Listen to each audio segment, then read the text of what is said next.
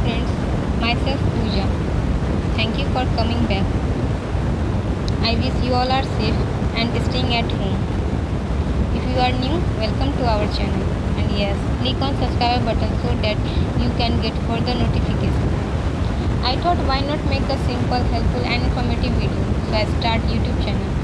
My channel mostly consists current affairs asking in different competitive exams like banking, UPSC, SSC, railway and many more. So by continue current affairs series of I bring 17 to 23rd में current affairs. इसी के साथ अब हम अपने current affairs के questions पे चलते हैं। हमारा आज का पहला करंट अफेयर्स का क्वेश्चन है which day is celebrated as international day of living together. कौन से दिन international day of living together in peace को मनाया जाता है? तो वो है 16 मई। हमारा अगला क्वेश्चन सेकंड क्वेश्चन है who has been appointed as MD ऑफ Jammu and Kashmir HDFC bank. तो कौन है? जुबैर इकबाल। ये जुबैर इकबाल। सेकंड क्वेश्चन सभी बैंकिंग एस्पिरेंट के लिए बहुत ही इंपॉर्टेंट हो जाता है, इसलिए वो हर हाल में इसका याद रखें। ये UPSC एग्ज़ाम्स वाले के लिए भी इम्पॉर्टेंट हो जाता है क्योंकि वो जम्मू एंड कश्मीर ऑलरेडी हमेशा न्यूज़ में रहता है। तो MD HDFC बैंक का एक नया चीज़ हुआ है वहाँ, तो इसलिए ये भी उन लोग के लिए भी इम्पॉर्टेंट हो जाता है। ठीक है, हमारा नेक्स्ट क्वेश्चन है थर्ड क्वेश्चन इवेंट बॉट नाम से आप लोग मुझे बताइए क्या लग रहा है आप लोग को? इवेंट बॉट क्या हो सकता है? बिना आंसर देखें लग रहा है ना कि ये एक रोबोट होगा। जी नहीं फ्रेंड्स, ये एक रोबोट नहीं है, यह एक तरह का मालवेयर है। क्या है ये? एक तरह का मालवेयर है। थर्ड क्वेश्चन, ठीक है, ये इंपॉर्टेंट है सारे एग्जाम्स के लिए। हमारा फोर्थ क्वेश्चन है when does the museum day is celebrated. Museum day कब मनाया जाता है? तो कब मनाया जाता है? 18 मई को। ठीक है, अब इसके साथ साथ इसका थीम भी इम्पॉर्टेंट हो जाता है, तो हम आप लोगों के लिए थीम लिख देते हैं कि इसका थीम क्या है। इसका थीम थोड़ा बड़ा है, इसका थीम है 2020 का। याद रखिएगा ये 2020 का थीम है museums for equality diversity and inclusion. क्या है? म्यूजियम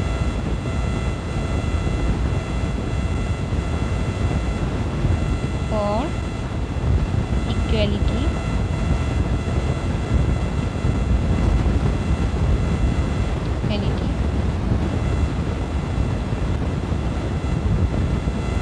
डाइवर्सिटी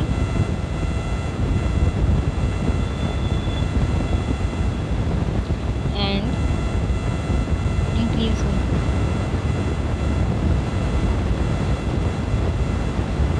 ठीक है, याद रहेगा आप लोग को 2020 इंटरनेशनल म्यूज़ियम डे का थीम क्या है? Museum for equality diversity and inclusion. ठीक है, अब हम हमारा नेक्स्ट क्वेश्चन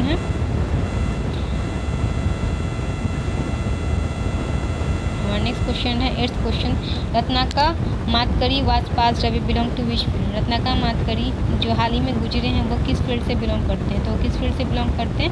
वो एक तरह के राइटर हैं। और ये इस टाइप का क्वेश्चन मेनली आपको SSC रेलवे में देखने को मिल जाता है। हमारा नेक्स्ट क्वेश्चन है, दिख रहा है ना आप लोग? हमारा नेक्स्ट क्वेश्चन है Italian hydro electric power plant project found in which state. हमारा Italian hydro electric power plant project किस स्टेट में है? तो किस स्टेट में है? अरुणाचल प्रदेश। अब जैसा कि मैं आप लोग को हमेशा बोलती हूँ कि जो भी स्टेट न्यूज़ में आते हैं तो उनसे रिलेटेड भी इंफॉर्मेशन इम्पॉर्टेंट हो जाता है, जैसे कि CM, गवर्नर और बोर्ड्स, और हो सके आप जितना बेटर याद रख सकते हो वो आपके लिए उतना सेफ एंड साइड हो। लेकिन दो चीज़ मैं आप लोग को बता देना चाहूँगी कि CM और गवर्नर, जो कि बहुत इंपॉर्टेंट होता है कि CM या गवर्नर पूछना इन जनरल पूछ ही लेता है। तो ये अरुणाचल प्रदेश के CM कौन है?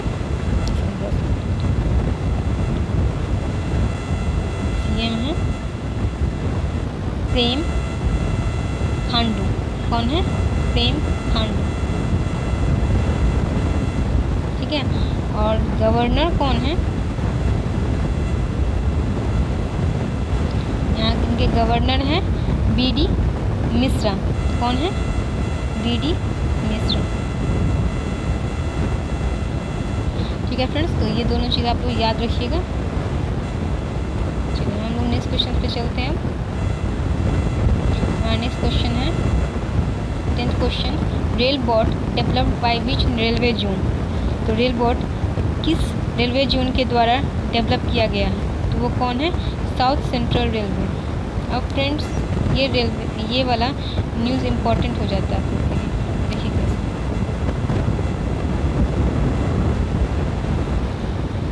एक सेकंड फ्रेंड्स।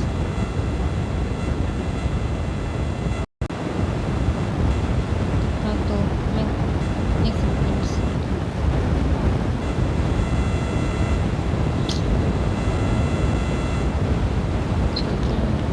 हम बता रहे थे कि साउथ सेंट्रल रेलवे, ठीक है। तो साउथ सेंट्रल रेलवे ने डेवलप करा है क्या? तो रेल बोट है क्या? तो ये एक तरह का रोबोट है। ये इम्पोर्टेंट याद रखिए। अब इस क्वेश्चन से, ये 10th नंबर क्वेश्चन से 3 क्वेश्चन बनते हैं कि रेल बोट क्या है? तो ये एक तरह का रोबोट है।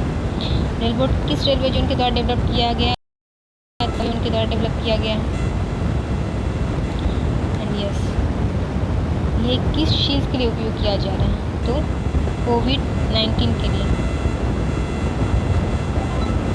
कोविड-19 पर्पज़ से इसका उपयोग किया जा रहा है। कोविड-19 में ये रोबोट जो है फर्दर फूड पहुंचाने का काम आएगा।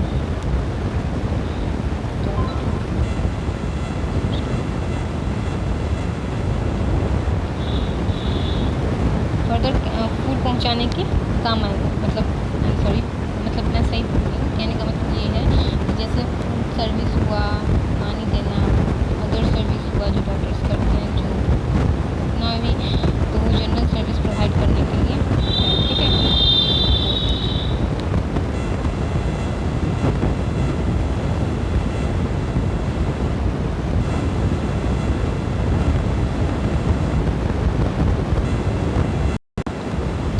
हमारा नेक्स्ट क्वेश्चन है, who is the writer of hope on my adventure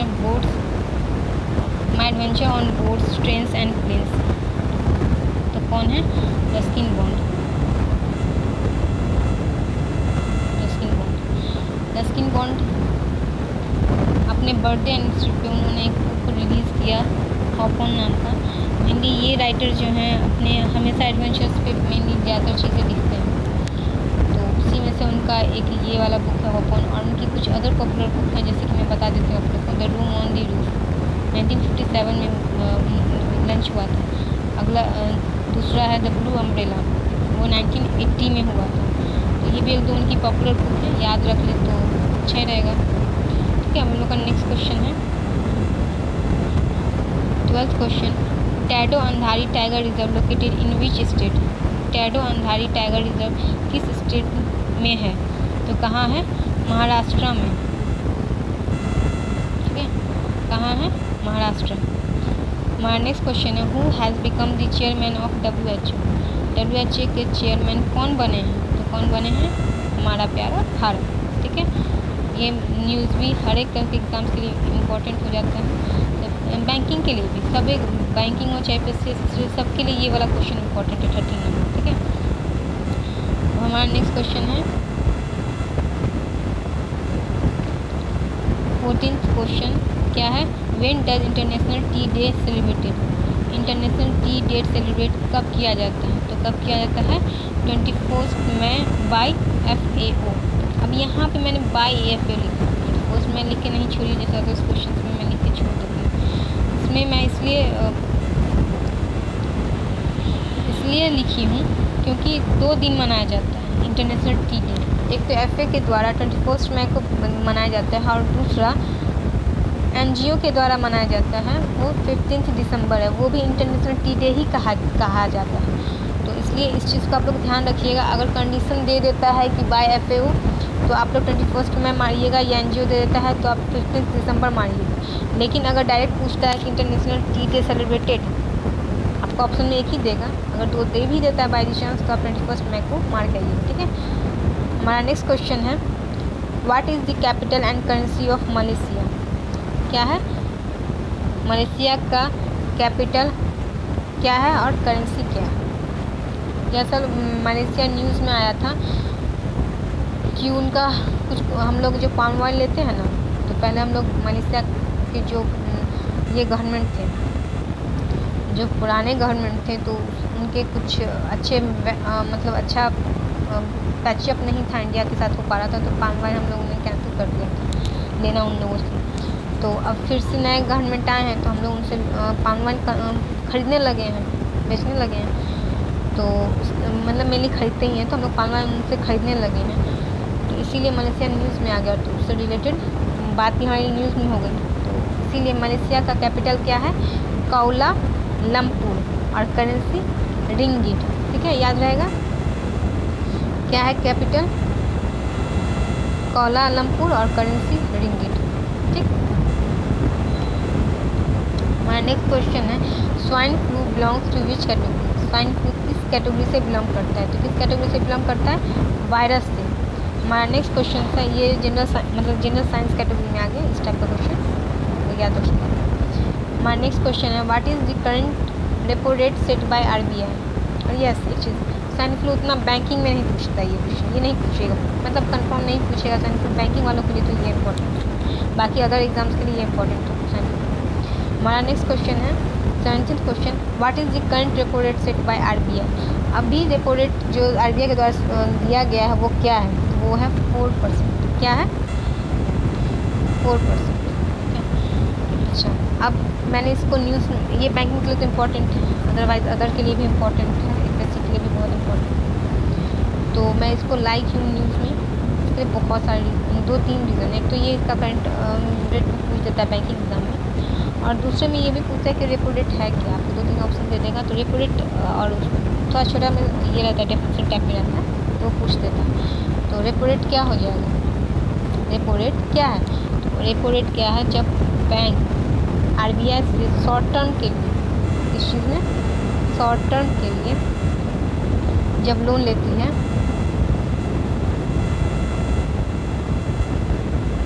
short term में जब लोन लेती है, कौन? बैंक लोन लेती है किससे?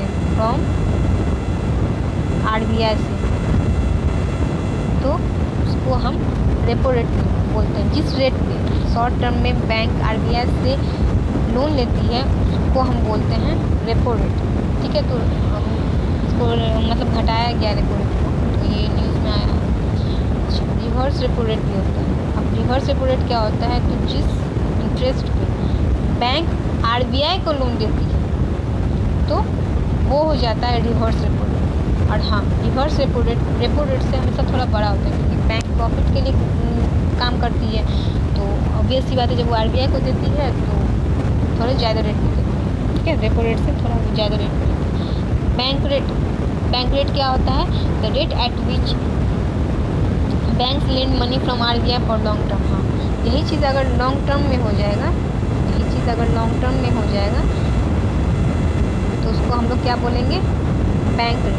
RBI से ही लेती है बैंक, लेकिन लंबे समय के, जैसे साल, 2 साल, 3 साल, तो उसको हम लोग बैंक रेट बोलते हैं, ठीक है। याद रहेगा आप लोग को। इसी के साथ हम नेक्स्ट क्वेश्चन पे आते हैं। 18th question, which state has launch restart to boost MSME sector?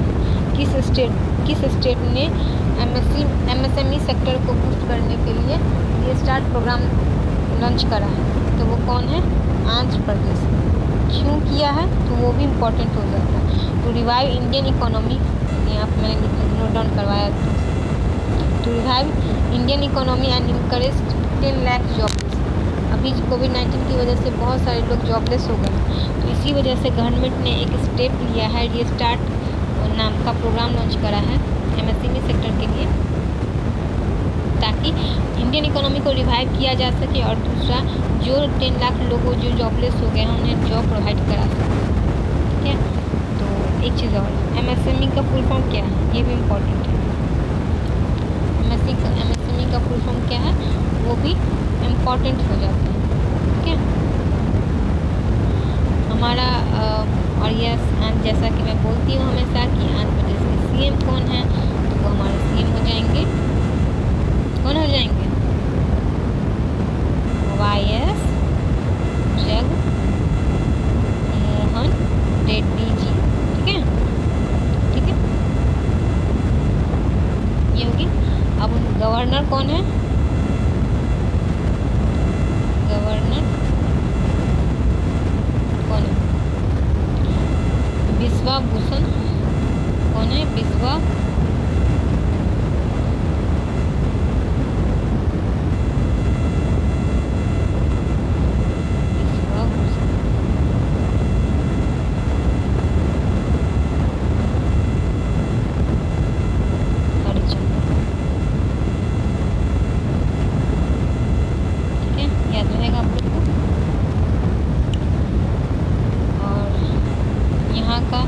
State animal कौन सा है, ब्लैक बक है।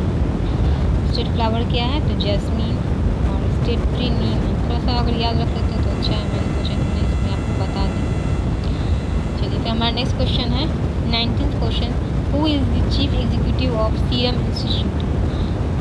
सीरम इंस्टीट्यूट के चीफ एग्जीक्यूटिव कौन है, तो कौन है,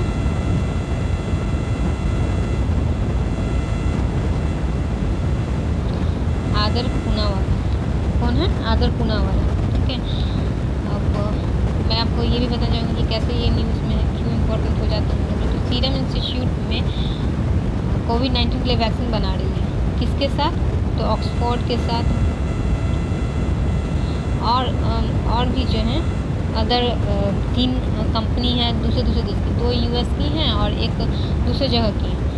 तो वो तो आपसे नहीं पूछेगा कि किस कंपनी से या कितनी कंपनी से, नहीं पूछेगा, पर वो सब उस कंपनी ने के साथ मिल करके पार्टनरशिप करके सीरम इंस्टीट्यूट कोविड-19 के लिए वैक्सीन बना रही है। तो ये इंपॉर्टेंट है कि किस चीज़ के लिए सीरम इंस्टीट्यूट काम की है, तो कोविड-19 के लिए वैक्सीन के लिए, ये भी पूछ सकता है। और हाँ, जो मेन इंपॉर्टेंट है chief executive of serum institute, friends बहुत ही इंपॉर्टेंट, बहुत बार न्यूज़ में आया है, तो ये बहुत ही इंपॉर्टेंट हो जाता है हर एक एग्ज़ाम के लिए कि सीरम इंस्टीट्यूट के चीफ एग्जीक्यूटिव कौन है, तो आदर पूनावाला। अब एक तो मैंने आपको बता दी कि कोविड-19 के लिए वैक्सीन बना रहे हैं, तो इस वजह से सीरम इंस्टीट्यूट कहाँ है, तो इंडिया में है। कई बहुत बड़ी मैन्युफैक्चरिंग हब जो है इंडिया में है, जहाँ का मतलब क्षमता जो है ना बहुत है, जिसकी वजह से हम लोग को इंडियन को उसको आसानी से ये सब चीज़ मिल पाएगा ज़्यादा मात्रा में, अगर ये बना देती है कंपनी को। तो ठीक है, मेनली चलिए फिर हम लोग नेक्स्ट क्वेश्चन पे चलते हैं। नेक्स्ट क्वेश्चन क्या है, 20, कौन सा next question, 20, MA online Hindi program Nishank is started by which university. अब चूँकि देख ही रहे कोविड-19 की वजह से बहुत सारा पढ़ाई स्टूडेंट्स का ठप पड़ा हुआ है, तो इसी में एक स्टेप को आगे बढ़ाते हुए इग्नू यूनिवर्सिटी ने क्या किया है, इग्नू यूनिवर्सिटी ने MA के लिए ऑनलाइन हिंदी प्रोग्राम शुरू किया है, जिसका नाम क्या है, निशांक। 2 चीज़ है कि यूनिवर्सिटी पूछेगा और ये भी पूछ सकता है कौन सा MA ऑनलाइन हिंदी प्रोग्राम शुरू किया गया इग्नू यूनिवर्सिटी के द्वारा, तो वो कौन है, निशांक। ठीक है, याद रखिएगा ये चीज़। अब हमारा नेक्स्ट क्वेश्चन हो जाता है कि who is the HRD minister of India. तो हमारे HRD मिनिस्टर कौन है इंडिया के, तो रमेश पोखरियाल। मीनली ये निशांक प्रोग्राम जो है जिनके द्वारा लॉन्च किया गया है, तो हमारे HRD मिनिस्टर के द्वारा ही लॉन्च किया गया है, तो इसलिए दोनों न्यूज़ इम्पोर्टेंट हो जाता है। ठीक है, ये चीज़ तक तो आपको हमारा, हाँ, हम लोग का 21st ये लास्ट क्वेश्चन था, तो ये तो इम्पोर्टेंट हो ही गया हम लोग के लिए। एंड फ्रेंड्स, यस, अगर आप लोग को हमारा वीडियो अच्छा लगा हो, अगर आपको ये वीडियो अच्छा लगा हो तो प्लीज़ लाइक करें और सब्सक्राइब करें, तो मुझे खुशी होगी कि मुझे इससे पता भी चलता है, आप लोग के लाइक सब्सक्राइब से मुझे पता चलता है कि आप लोग को वीडियो कितना पसंद आ रहा है। लाइक से पता चलता है कि आप लोग को भी, और मैं मोटिवेट भी होती हूँ कि हाँ, मुझे ये समझ में आता है कि हाँ, ये जिस ढंग से मैं आप लोग को बता रही हूँ उसमें वो सही है, उसमें और इम्प्रूवमेंट की ज़रूरत है या नहीं है, तो वो भी आप कमेंट कर सकते हैं हमको।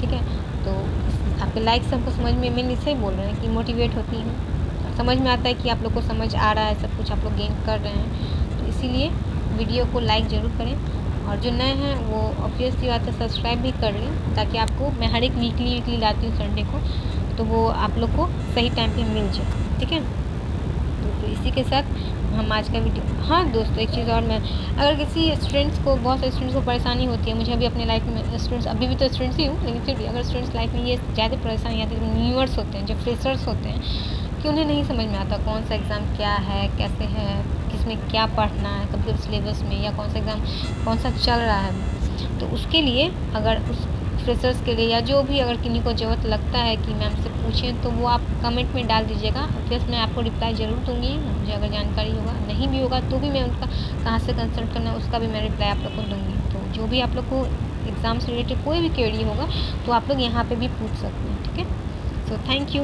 Bye bye.